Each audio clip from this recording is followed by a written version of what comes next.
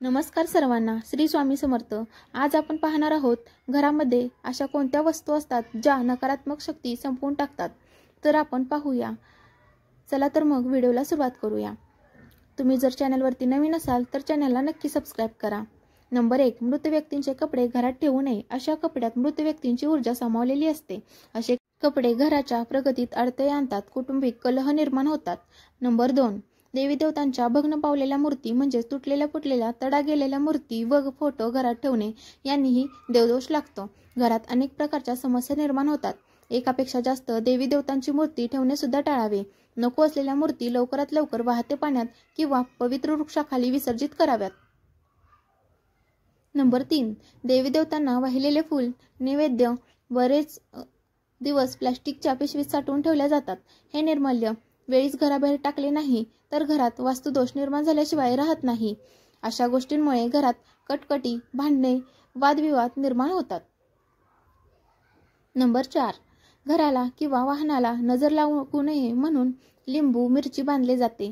हे लिंबू मिरची एका आठवड्यातून अधिक काळ घराला किंवा वाहनाला बांधून ठेवू नये।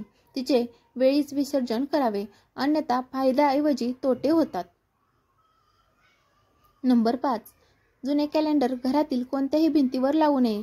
असे जर कॅलेंडरला अधोगतीकडे घेऊन जाते व वर्ष संपताच घरी कॅलेंडर गुंडाळून व्यवस्थित ठेवून जाणे व त्या जागी नवीन कॅलेंडर लावून ठेवणे। नंबर 6, काटेरी झाडे घरात चुकूनही ठेवू नयेत। याने अनपेक्षित दुर्घटना घडू शकतात। सौभाग्याची रूपांतर दुर्भाग्यात होते, आजारपण पाठीशी लागते, पैसा आणि धन या गोष्टींवर वाया जातो। नंबर 8, काटेरी झाडांप्रमाणे ज्या झाडाचे पान तोडल्यानंतर दूध म्हणजे पांढरा चीक निघतो असे झाडे सुद्धा घरात किंवा घराभोवती लावू नयेत। नंबर 9,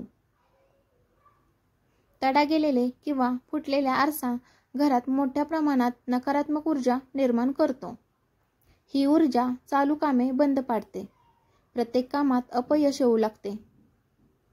नंबर 10, बंद पडलेले किंवा बिघडलेले घड्याळ घरात पडून असेल तर चांगले चाललेले वेळ सुद्धा वाईट रूपात रूपांतरित होते।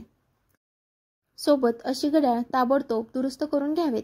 दुरुस्त करणं शक्य नसेल तर ती घराबाहेर काढावीत। नंबर 11, पाकिटाचा थेट संबंध लक्ष्मीशी आहे। पाकिट फाटलेले असेल, खराब झालेले असेल तर ताबडतोब बदलावे। आवश्यक वस्तू, पैसे आणि लक्ष्मीशी संबंधित वस्तू पाकिटात ठेवाव्यात। त्याने पाकिटाला लक्ष्मीचा पुरवठा सदैव होत राहतो। पाकिट पैशाने भरलेले राहते।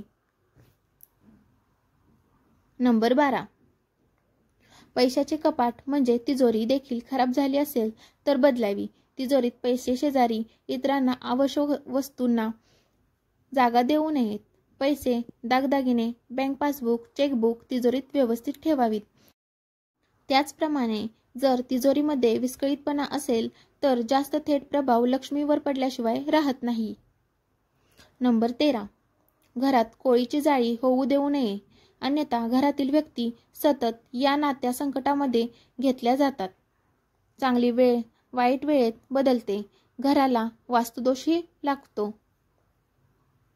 नंबर 14, घरात वाहते पाणीचे चित्र, अक्राळ विक्राळ प्राणी, युद्धप्रसंग, रडणाऱ्या उदास स्त्रियांचे फोटो असे वातावरण असणारे चित्र नसावे। घरात एक प्रकारचा ताणतणाव राहतो।